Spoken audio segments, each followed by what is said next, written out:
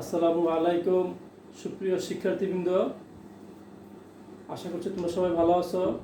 আজকের অনলাইন ক্লাসে তোমাদেরকে স্বাগতম জানাচ্ছি। সুপ্রিয় শিক্ষার্থীরা, আমরা আজ 10ম অধ্যায়ের বিপরীত ত্রিকোণমিতিক ফাংশন নিয়ে আলোচনা করব। শিক্ষার্থী বন্ধুরা, তোমাদের হাতের কাছে যে বইটা আছে সেটা সামনে নাও। আমরা প্রথমে আজকে কি বিষয় শিখবো সেটা একটু দেখে নেই। প্রথমে আমরা বিপরীত ফাংশন কি এটা তোমরা আজকে আলোচনা শেষে জানতে পারবে। বিপরীত ত্রিকোণমিতিক ফাংশন কি সেটা বলতে পারবে। বিপরীত ত্রিকোণমিতিক ফাংশনের মুখ্য মান লিখতে পারবে।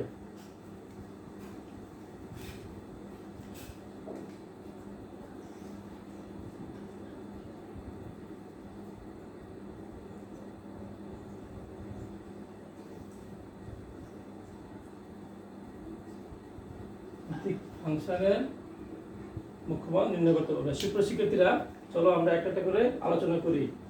সুপ্রিয় শিক্ষার্থীরা, তোমরা ইতিমধ্যে একাদশ শ্রেণীতে ফাংশন সম্পর্কে জেনেছ। আমরা আজ বিপরীত ফাংশন সম্পর্কে আলোচনা করব। যদি আমাদের একটা এমন একটা ফাংশন হয় এ সেট থেকে বি সেটে এবং বি যদি এলিমেন্টস অফ বি হয়, তাহলে যে সকল উপাদানের যে এ সেটের যে সকল উপাদানের প্রতিচ্ছবি বি, এই সকল উপাদানগুলির সেটটাই হবে এই সেটের বিপরীত ফাংশন। সুপ্রিয় শিক্ষার্থীরা, আবার দেখো, আমরা জানি এই সেটের উপাদানগুলি বি সেটের উপাদানের সাথে বিভিন্ন শর্তের আলোকে কি হয়,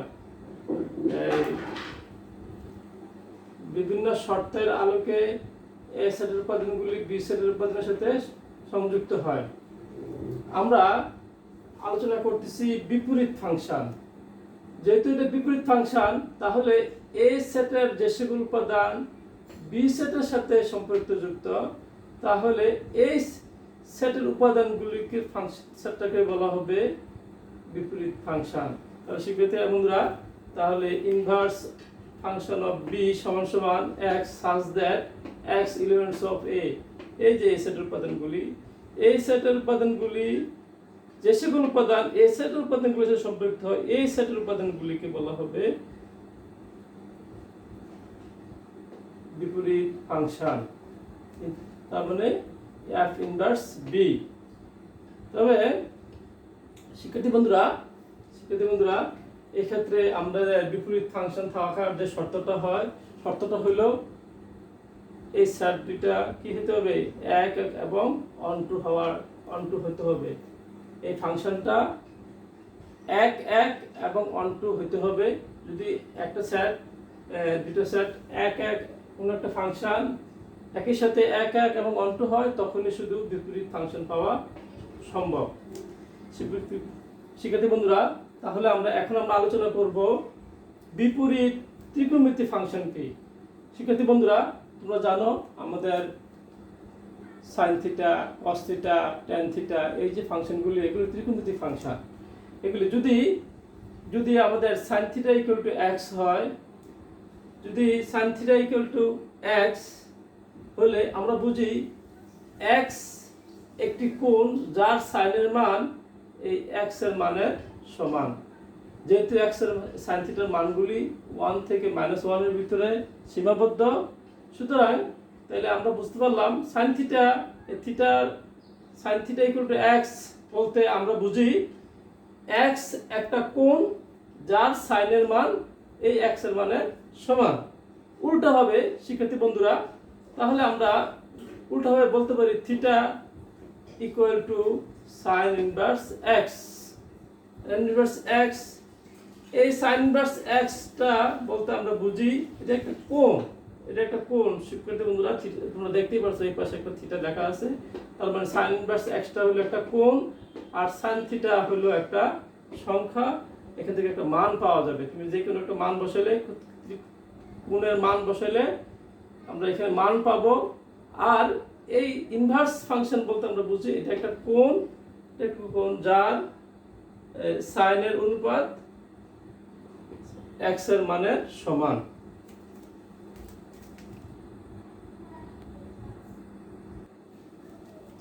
শিক্ষার্থী বন্ধুরা, আমরা এখন বিপরীত ত্রিকোণমিতিক ফাংশনের মুখ্যমান আলোচনা করব। শিক্ষার্থী বন্ধুরা, আমরা এই বিপরীত ত্রিকোণমিতিক ফাংশনের ক্ষুদ্রতম যে ধনাত্মক বা ঋণাত্মকের মানটাকে বলা হবে এর মুখ্যমান। যেমন আমরা যদি sine theta equal to half লিখি, সাইন থিটার এমন যে সকল মান থেকে এই হাফ পাওয়া সম্ভব সেগুলি কীরকম হতে পারে, যেমন 30 ডিগ্রিতে হাফ আসতে পারে, 150 ডিগ্রিতে হাফ আসতে পারে। তাহলে এখানে আমরা যদি 30, 150 বা আরও একাধিক মান থেকে যদি হাফ আসে, সেই সর্বনিম্ন যে মানটা 30 ডিগ্রি, এই 30 ডিগ্রি এই মানটাই হবে এই theta equal to sine inverse হাফের মুখ্য মান।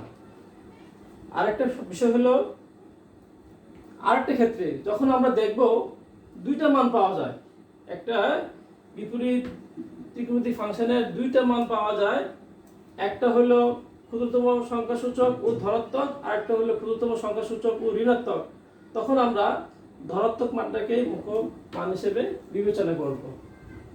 তাহলে শিক্ষার্থী বন্ধুরা, তাহলে আমরা একটু চিত্র দেখি। যেমন cos 45 ডিগ্রি সমান সমান cos 45 ডিগ্রি সমান সমান হলো 1/√2,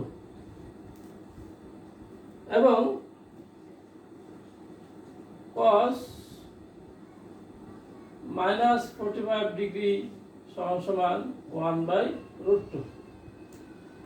এই ক্ষেত্রে এই 45 ডিগ্রি পজিটিভ মান থেকে যেটা আসবে সেটাই হবে এই cos ইনভার্স 1/√2 এর মুখ্য মান। তো শিক্ষার্থী বন্ধুরা, আমরা বুঝতে পারলাম বিপরীত বৃত্তীয় ফাংশনের ক্ষুদ্রতম মান হলো সবচেয়ে ক্ষুদ্রতম মানটা, আর প্রথম ক্ষেত্রে হলো সবচেয়ে ক্ষুদ্রতম মানটা, দ্বিতীয় ক্ষেত্রে যখন দুইটা মান আসবে তখন যে পজিটিভ যে মানটা আসবে সেটাই হবে ক্ষুদ্রতম মান, মুখ্য মান। শিক্ষার্থী বন্ধুরা, আমরা এই ফাঁকে আরো কয়েকটি বিপরীত বৃত্তীয় ফাংশনের মুখ্য মান বিবেচনা করতেছি। শিক্ষার্থী বন্ধুরা, আমরা দেখি y fx sin x, এই ফাংশনটার ক্ষেত্রে আমরা জানি এই x এর যে কোনো মানের জন্য এই ফাংশনটা 1 1 1 1 এবং 1 2 হয় না, শুধু -π থেকে -π/2 থেকে π/2 এর সকল মানের জন্য এই ফাংশনটা 1 1 এবং 1 1 এবং 1 2 হয়, এবং এখান থেকে যে মানটা পাওয়া যায় সেই মানটা -1 থেকে 1 এর ভিতরে সীমাবদ্ধ থাকে। তাহলে fx sin x ফাংশনটা এটা হলো ডোমেইন আর এটা হলো রেঞ্জ। তাহলে শিক্ষার্থী বন্ধুরা, আমরা যদি বিপরীত কথাটা লিখি, বিপরীতভাবে লিখি যে y sin x, fx sin x, y sin x, তাহলে x sin inverse x, sin inverse y। তাহলে বিপরীতভাবে y sin x এর জন্য ছিল এটা ডোমেইন, এটা রেঞ্জ। বিপরীত ক্রমে x sin inverse y এর জন্য এটা হবে ডোমেইন, এটা হবে রেঞ্জ। অনুরূপভাবে আমাদের কোসাইন ফাংশনের জন্য কোসাইন cos x ফাংশনের জন্য এই ফাংশনটা -π/2 থেকে π/2 এর জন্য 1 1 এবং 1 2 হয়, এবং এর জন্য আমরা যে মানগুলি পেয়ে থাকি এটা -1 থেকে 1 এর ভিতরে সীমাবদ্ধ থাকে। তাহলে এই ক্ষেত্রে এটা হলো ডোমেইন, এটা হলো রেঞ্জ। বিপরীতভাবে এটা যদি আমরা ইনভার্স ফাংশন লিখি তাহলে আসবে x cos inverse y। এই ক্ষেত্রে এটা হবে ডোমেইন, এটা হবে রেঞ্জ। শিক্ষার্থী বন্ধুরা, tan এর বেলায় কি ঘটবে? tan এর বেলায় না শিক্ষার্থী বন্ধুরা, আমাদের কসের বেলায় এই মানটা -π/2 না, এই মানটা হলো 0 থেকে পাই পর্যন্ত, 0 থেকে পাই, 0 থেকে পাই মানের জন্য এটা 1 1 1 2 হয়। সুতরাং এটার ক্ষেত্রে এটা হবে ডোমেইন আর এটা হবে রেঞ্জ, আর ইনভার্সের ক্ষেত্রে এটা হবে ডোমেইন, এটা হবে রেঞ্জ। শিক্ষার্থী বন্ধুরা, আমাদের tan ইনভার্সের ক্ষেত্রে, ট্যানজেন্টের ক্ষেত্রে যদি ফাংশনটা y fx tan x হয় বা y tan x হয়, y tan x হয়, আমরা y tan x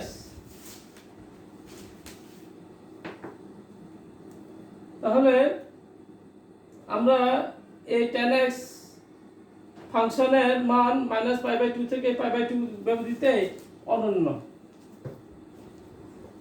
tan x এর ক্ষেত্রে এই মানটা হলো -π/2 থেকে π/2, আর tan x এর মান -∞ থেকে -∞। বিপরীতভাবে ইনভার্স ফাংশনের ক্ষেত্রে আমাদের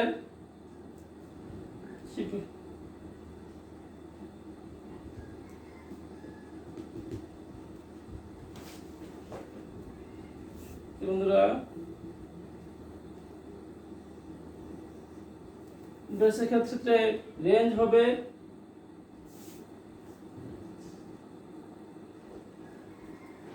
এটা হবে